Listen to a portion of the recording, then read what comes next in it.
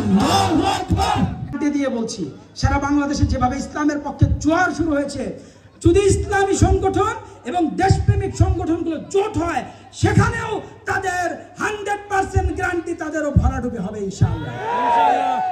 কারণ সারা দেখে তো দেশ দেখতে পাচ্ছি, সব লোক একটাই স্লোগান, এবার হুজুরদেরকে ভোট দিতে চাই, এবার ওলামা একরামদেরকে ভোট দিতে চাই, যেহেতু ওলামা একরাম সবাই মিলে জোট হয়েছে, এক হয়েছে। আপনারা দৌলতপুরবাসী একটা বারের জন্য দিতে রাজি আছেন ইনশাআল্লাহ? কথা বলেন, দিতে রাজি আছেন ইনশাআল্লাহ? একটু ভালো করে বলেন, রাজি আছেন ইনশাআল্লাহ? আল্লাহ পাক তৌফিক দান করেন। আল্লাহু আকবার। প্রিয় ভাইরা আমার, সর্বশেষ কথা হলো, আমাদের পূর্ববর্তী বক্তারা যেটা বলে গেছেন সেটা হলো কি, ভোট দিয়ে ভাই আপনি 2 টাকা পানও না, 2 টাকা ইয়াও হয় না।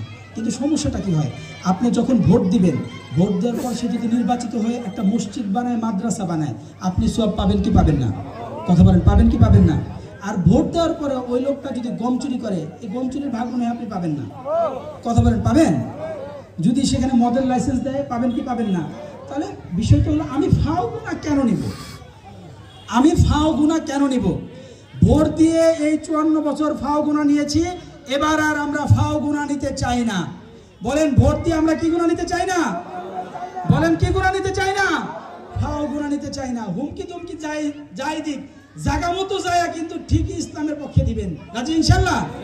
আল্লাহ পাক তৌফিক দান করেন। নাসরুম মিনাল্লাহি ওয়া ফাতহুন করিম। দেখা হবে বিজয়ে।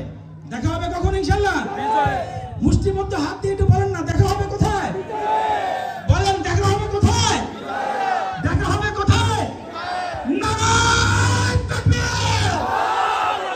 নারায়ে তাকবীর! আল্লাহু আকবার! নারায়ে তাকবীর! আল্লাহু আকবার!